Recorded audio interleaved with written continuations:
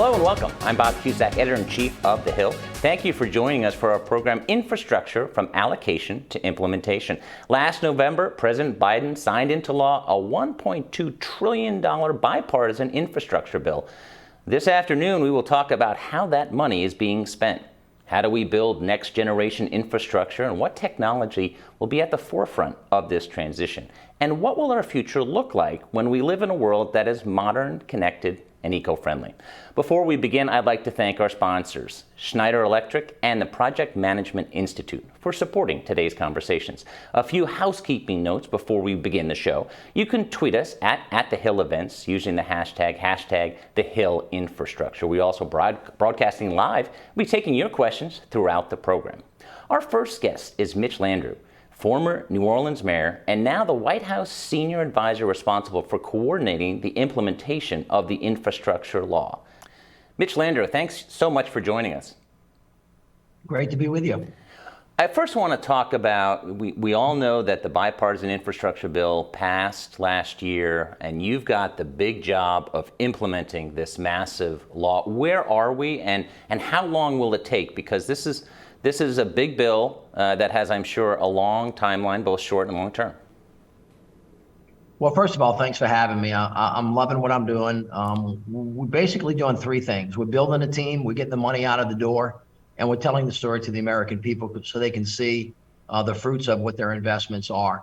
So as you said, when legislators pass bills, they think that's the end of the road, when in fact it's just the beginning, because you have to actually get the money out of the door and build the things that the legislation was intended to build. So this is the most transformational investment in our nation's infrastructure in the last 60 or 70 years, and arguably in the history of the country.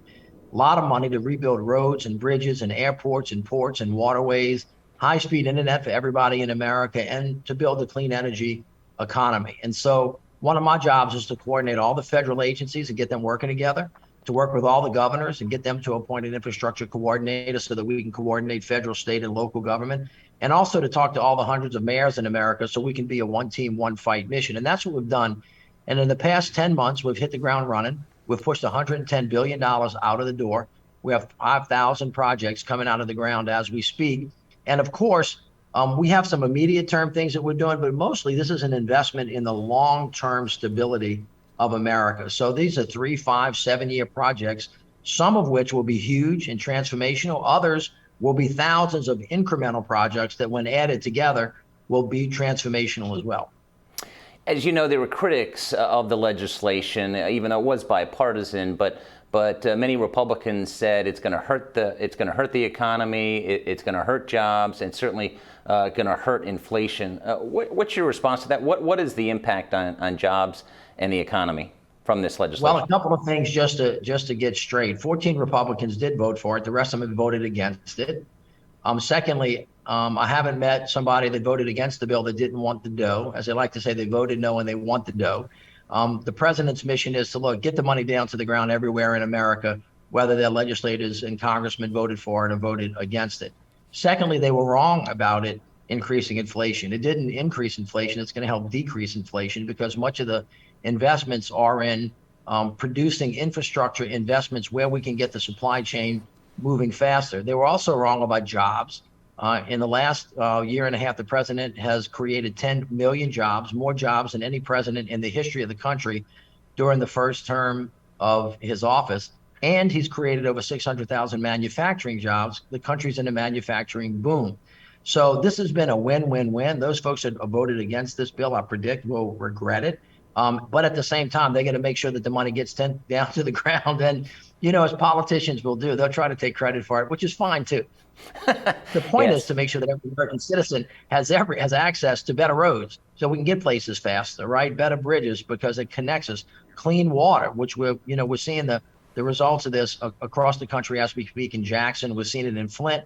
A lot of our kids have been poisoned with lead in their water, and it's going to help with their health and building a clean energy economy, which, by the way, has spurred billions of dollars of investment from the private sector, with billions of dollars of announcements coming from GM and Ford and other companies that are creating high-paying jobs across America. So this is going to be a win-win-win for the country.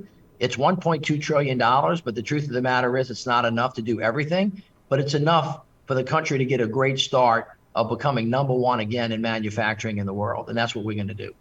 Now, Mitch, you've been a leader at the local level, mayor of New Orleans, as well as lieutenant governor of Louisiana. How has that experience helped you coming to D.C. to say this is how it's got to be done? Because you've obviously in Louisiana, you've dealt with a lot of issues, climate change related. What have you brought to the table that maybe some of the D.C. insiders like me would not know? Well, look, I'm not of D.C. I love D.C. and it's a wonderful place to be, but I'm a local government guy.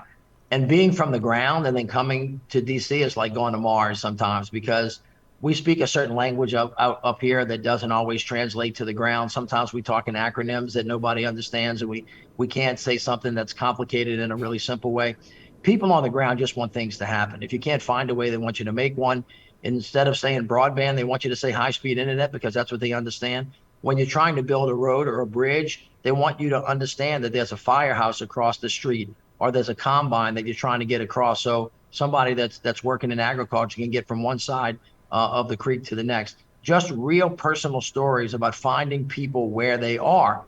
So, for example, the other day I was in Lowndes County. I was at a woman's house who didn't have plumbing in her house, and just trying to translate that to the people of America. When you say I'm going to fix the water systems, actually makes sense. If you're talking about building high-speed rail or fixing Amtrak, the other day I met a gentleman who's a third-generation worker of Amtrak. We had the dignity of that work. He was able to put his family, through school. His daddy was a worker. His son is a worker. You begin to understand then the idea that the president says, I'm going to use this money to rebuild the country and bring people back together, to put them to work so that we can then be the masters of our own destiny in America. And, you just got to be real simple and straightforward about it. Get the money out of the ground. Tell the people where you're spending it so they can see it. And hopefully we'll do more of it, because the country needs it if we're going to compete the way we say we want to compete and win the 21st century, like the president says that we should.